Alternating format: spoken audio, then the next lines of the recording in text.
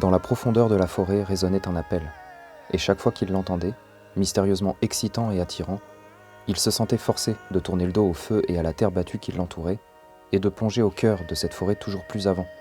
Il ne savait où ni pourquoi, il ne se posait pas la question, mais l'appel résonnait impérieusement dans la profondeur des bois.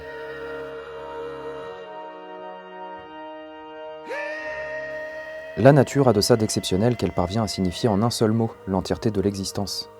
Elle est le décor de ce monde, la base de toute splendeur, et son magnétisme nous rappelle que c'est elle, le berceau de l'humanité.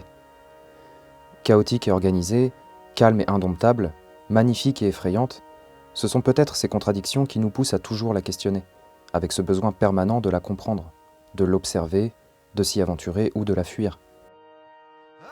Ce qu'il y a de sûr, c'est qu'elle nous rappelle sans cesse que nous ne sommes rien d'autre qu'une infime partie de son écosystème, et elle n'a que faire de la façon dont s'organise l'humanité, mais, en dépit de notre conscience et l'absurde supériorité qui en résulte, elle reste dominatrice. Et c'est là qu'on trouve sa véritable force, dans ce besoin mystique qu'aura toujours l'homme de se rapprocher d'elle dès qu'il ne trouve plus sa place dans son environnement civilisé. Et là, voyez 2 gros guillemets à civiliser. Du regard de ceux qui s'y accommodent très bien, tourner le dos à ce monde représente bien souvent une fuite, observant de loin cette distance croissante. Mais pour celui qui entreprend ce chemin, c'est d'abord un rapprochement vers elle. De son point de vue, logiquement, la distance se réduit. Il se rend là où il doit être. Et ils sont nombreux à avoir épousé leur destin, révélant quelquefois leur histoire. Et parmi toutes, il y en a une qui me touche profondément, celle d'un garçon qui abandonna tout pour répondre à l'appel de la nature.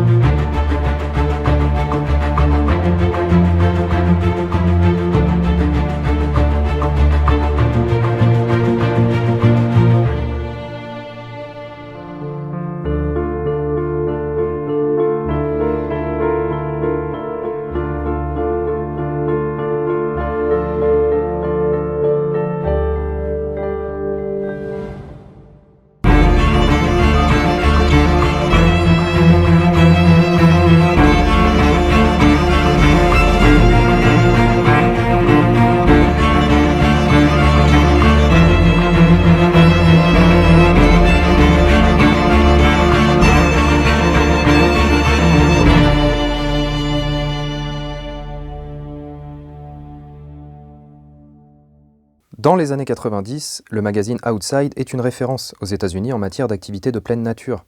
Basé dans le Colorado, le mensuel compte parmi ses journalistes un certain John Krakauer, un amoureux de la nature et alpiniste hors pair qui, à l'aube de ses 40 ans, a déjà effectué bon nombre d'expéditions et voyages initiatiques. Ses aventures le mèneront à devenir chroniqueur pour plusieurs publications, telles que National Geographic, Rolling Stone ou encore le Washington Post, avant d'être rédacteur et reporter pour Outside. Aussi, quand le corps d'un jeune randonneur est retrouvé par des chasseurs dans une région inhabitée de l'Alaska, en septembre 92, c'est lui qui se charge d'enquêter sur les circonstances troublantes de la mort de ce garçon. Et alors que son corps vient tout juste d'être emmené à Anchorage, l'absence de documents d'identité ne permet de savoir qui il était, ni d'où il venait, ni ce qu'il faisait à cet endroit.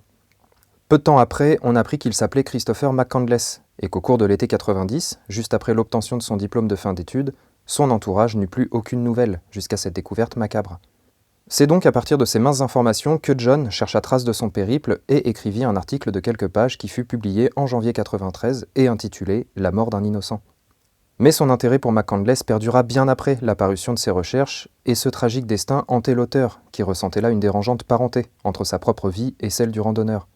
C'est pourquoi, ne voulant pas abandonner McCandless, John passera plus d'1 an à retrouver la piste mystérieuse qui conduisit à sa mort, traquant les moindres détails de son périple en parcourant le trajet au fil de ses rencontres, et surtout, il tentera de comprendre cette attirance qu'a eue la nature sur lui, ou comprendre ce qu'il cherchait à quitter. Après avoir parcouru le pays et rencontrant toutes les personnes qui ont croisé le chemin du jeune garçon, il parvint, avec l'aide des parents et de la sœur de Christopher, à retracer cet incroyable périple dans son entièreté, qui sortira en 96, soit 4 ans après sa mort, dans un livre intitulé « Into the Wild », ou « Voyage au bout de la solitude dans nos contrées ». Et c'est peu de temps après que Sean Penn, attiré par la couverture et le titre, tombera sur le bouquin au hasard d'une petite boutique et le lira 2 fois en une nuit, puis achètera les droits, sachant qu'il se devait de représenter cette histoire. Et pas n'importe comment. Transcendé par le destin de McCandless, le respect devrait faire partie intégrante de cette représentation à l'écran et donc être présente sur le tournage. Tous les lieux devront être authentiques afin de fouler le même sol que le héros représenté, jusqu'au bus de la piste Stampede, mais qui lui sera reconstruit à partir de 2 modèles quasi identiques puis placés sur le site, Sean Penn voulant épargner la mémoire du mort et ne pas toucher au bus d'origine. Lui-même s'entretiendra avec certains des protagonistes et effectuera le voyage avec son équipe qui démontrera d'un infini respect et d'une volonté sans faille.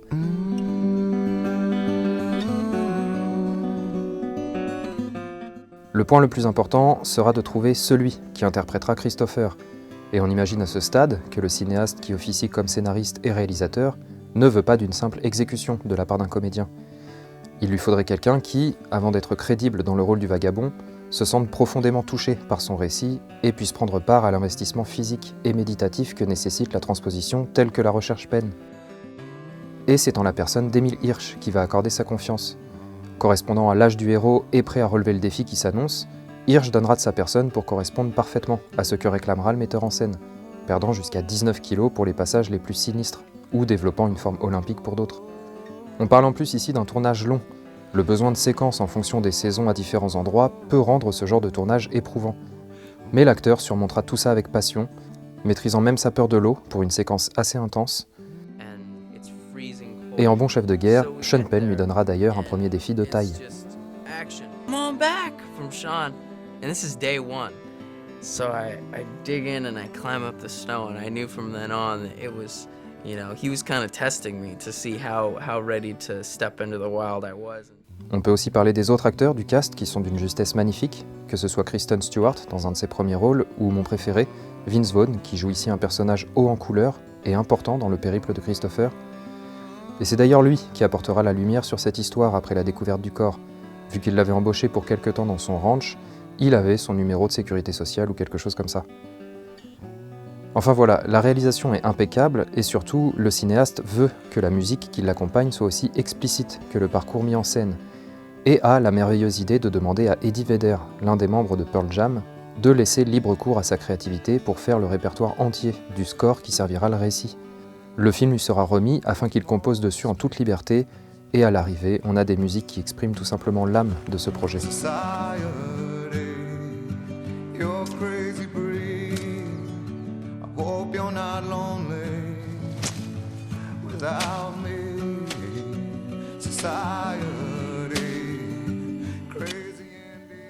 On sent l'importance qu'a Sean Penn de retranscrire un maximum de la personnalité de Chris, et bien que l'auteur, Jon Krakauer, soit parvenu autant que possible à en saisir la profondeur, on sent que le réalisateur délivre lui aussi une approche personnelle. Car Chris est un personnage hors du commun, élevé dans une famille qui est parvenue à se hisser dans l'échelle sociale grâce au travail de son père, qui, ingénieur, confectionnait des satellites pour la NASA. Lui, au contraire, rejette la société moderne de consommation et nourrit un idéal en s'inspirant des livres de Thoreau, Tolstoï ou Jack London. Il occupe d'ailleurs certains de ses vendredis soirs à distribuer des vivres aux sans-abri et n'a que peu faire des occupations habituelles des gens de son âge. Très affecté par certaines découvertes concernant ses parents, son idéalisme déjà très présent le pousse à se retrancher dans une solitude qui le maintient loin de cet environnement qu'il exècre. Et déjà, il expérimente des voyages dans le pays, seul et testant ses limites allant parfois jusqu'à la sous-nutrition. Excellent élève, en 1990, il obtient son diplôme universitaire, mention histoire et anthropologie. Ses parents sont fiers de lui et lui nourrit leur contentement en évoquant un futur possible à Harvard. Mais sa décision est déjà prise et son destin secret commencera dans quelques semaines. Le week-end de remise des diplômes s'achève, ses parents rentrent en Virginie et lui liquide sa vie d'étudiant, remettant toutes ses économies qui s'élèvent à 24 000 $ à une organisation humanitaire et prend la route au volant de sa voiture. Objectif, entreprendre un voyage démuni de toute possession superflue, guidé par le hasard des rencontres, et se préparer à l'expérience ultime, rejoindre l'Alaska pour vivre en totale autonomie et se couper du monde, ou d'un monde. Abandonnant sa voiture par la force des choses et brûlant ses derniers $, aucune de ses connaissances n'aura de nouvelles avant que son corps ne soit retrouvé 2 ans plus tard.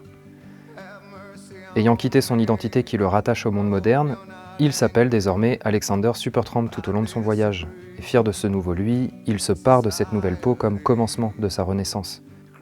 Tous ceux qui ont partagé un instant avec Alexander diront que jamais ils n'avaient rencontré pareil oiseau. Aussi cultivé que charmant, il a pour la plupart apporté dans leur vie un peu de bonheur, et leur affect se constatera à la découverte de sa disparition. Nombreux aussi ont essayé de le dissuader d'aller en Alaska, ou au moins de reprendre contact avec sa famille, mais sa volonté était hors d'atteinte et c'est comme si tout le prédestinait à son funeste sort.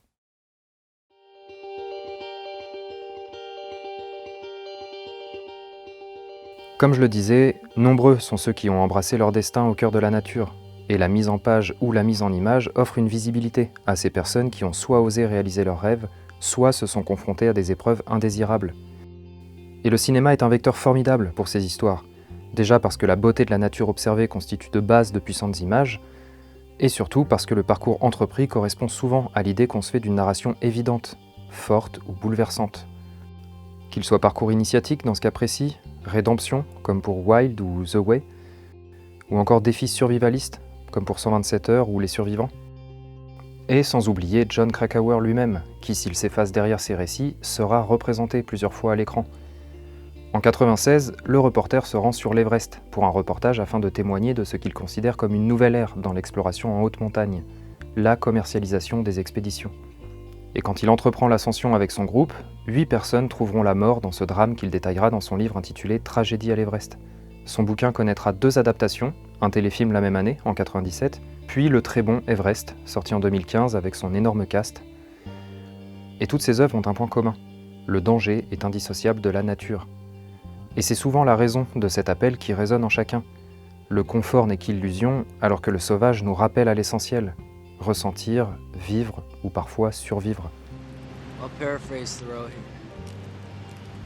Rather than love, than money, than faith, than fame, than fairness, give me truth. Dans le cas de Christopher, ce voyage au bout de la solitude ne concerne que ses propres convictions, avec au fond le désir de les changer, de les faire évoluer, pour finalement se rendre compte d'une chose. Le bonheur n'est réel que lorsqu'il est partagé. Rares sont les fictions qui sont parvenues à s'imposer face à ces véritables récits. La réalité étant parfois incroyable, les films qui en retranscrivent les faits prennent une valeur ajoutée de par leur vérité. Et le parcours d'un homme comme Christopher nous rappelle certes l'inéluctable, mais sans oublier que ce qu'il y a avant ne dépend que de nous et devrait être vécu avec intensité. La fonction propre de l'homme est de vivre, non d'exister. Je ne gâcherai pas mes jours à tenter de prolonger ma vie. Je veux brûler tout mon temps. Alors, Into the Wild est-il le film de l'année 2007 ? Eh ben à vous de voir, mais sûrement celui qui nous pousse à répondre à l'appel de la nature. When I walk beside her, I am the better man. When I look to leave her, I always stagger back again. Once I built an ivory tower so I could worship from above. When I climbed down to be set free, she took